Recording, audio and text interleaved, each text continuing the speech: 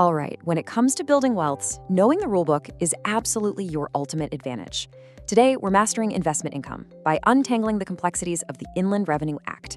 Whether you're building a portfolio, holding property, or honestly, just trying to figure out how your money actually gets taxed, this explainer is for you. Okay, let's dive into this.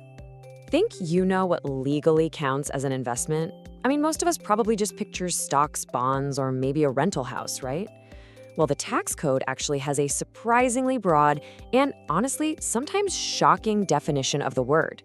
Today, we are decoding all that dense legal jargon to reveal exactly how the system truly categorizes your money. To master this without getting overwhelmed, we're going to follow a really simple 5-step roadmap. 1. The foundation. 2. The paper trail. 3. Tangibles and intangibles. 4. The big moves. And 5. The gambler's trap. Starting off with Section 1, the foundation. What exactly is an investment? Under Sections 7 and 195 of the Act, investment income fundamentally stems from owning assets, or, believe it or not, from games of chance. The code explicitly excludes the money you make actively working your day job or running a business. Basically, if your assets or your luck are doing the heavy lifting, boom, you've stepped into the investment arena. I actually like to think of the Inland Revenue Act's categories as this giant investment buffet. When it comes time to calculate your gains and profits, the law piles a lot onto your plate. We're talking dividends, interest, annuities, rents, royalties, capital gains from realizing assets, and yep, even lotteries. Now, while the expenses you incur to generate this income are technically deductible, the law places very strict limitations on what you can claim. You literally can't just write off everything on your plate. Moving right along to Section 2, the paper trail. Let's look at dividends and interest. First up, dividends. This could be a traditional division of profits or even bonus shares issued directly to you. But here is the critical insight you absolutely need to know. Since January 1st, 2020, if a resident company pays a dividend to another resident company or to a non-resident, those specific amounts are entirely exempt from investment income tax. It's a massive exemption to keep in mind. Next is interest. This broadly covers your debt obligations, discounts, and premiums, but you're going to want to pay close attention to this next exemption, because it's huge. Any interest paid by the issuer of a foreign currency sovereign bonds, specifically Sri Lankan government bonds, issued on or after October 21st, 2008, is completely tax exempt if it's paid out to a non-resident or a licensed commercial bank.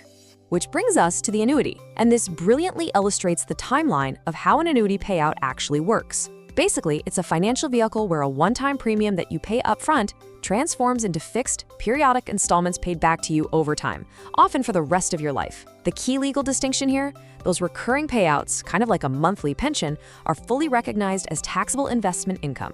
Section 3, Tangibles and Intangibles. Time to shift gears to property and royalties. When it comes to property, the tax code actually splits hairs between standard rent and what it calls premiums. Rent is simply payment for the actual ongoing use of a property.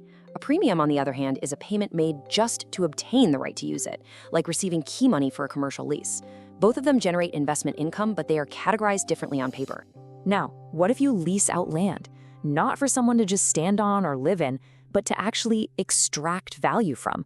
Well, that is called a natural resource payment. Taking non-living or living resources from the earth, like minerals, petroleum, or even water from the land or sea, has its own completely distinct tax categorization, separate from standard property rent. Let's flip over to the intangible side for a second. Royalties. Legally speaking, a royalty is incredibly diverse. It isn't just about writing a hit pop song. It's the right to use software, patents, trademarks, or even secret formulas. The code even covers paying for industrial, commercial, or scientific equipment and the experience that comes with it. All of these intangible assets generate taxable investment income. All right, Section 4, the big moves. Let's talk about capital gains. So the crucial point here is this one, very powerful number, 10%. Under the Act, when you realize an investment asset, meaning you sell or dispose of a major asset for a profit, you get hit with a flat capital gains tax rate of 10%. But what actually triggers that 10%? Well, capital assets are defined as things like land, buildings, company memberships, and financial securities. However, context is everything here. If you're dealing with trading stock for your day-to-day business or depreciable business assets, those are specifically excluded from this category. Now, here is a highly actionable rule for everyday investors, the principal residence exemption. If you sell your primary home, you can be completely exempt from that 10% tax. The catch? You have to have owned the property continuously for 3 years, and you must have actually lived in it for at least 2 of those years. It's a vital money-saving protection built right into the code, and you absolutely need to know it. Finally, Section 5, the gambler's trap. Let's talk about games of chance. Have you ever bought a lottery ticket hoping for that one life-changing windfall? You might view a win like that as pure dumb luck, but the tax code firmly disagrees. By legal definition, games of chance, like lotteries, betting, and gambling, are classified directly as investment income. Yeah, your luck sits right alongside your real estate and dividend payouts. Let's see exactly how this plays out in the real world. Meet Mr. A. He hits a lucky streak and wins 1 million rupees in the lottery. Fantastic, right? But he aggressively bought tickets to get there, spending 100,000 rupees for that specific draw. So, basic math, that sounds like a net taxable profit of 900,000 rupees. Well, not according to the Act. Here is the trap. Section 10 specifically prohibits deductions for amounts incurred on lotteries or gambling, meaning Mr. A must claim the full 1 million rupees as investment income. That 100,000 he spent on tickets, his allowable deductions are exactly 0. Unless he operates a registered gambling business, he cannot deduct those expenses. It's a brutal trap for the unwary.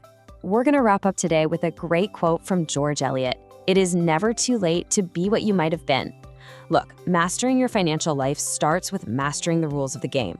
By understanding exactly what constitutes investment income, you empower yourself to optimize your wealth. So I want you to take a hard look at your own portfolio today. Are you leveraging every single exemption you're entitled to, or are you just one bad bet away from a massive tax trap?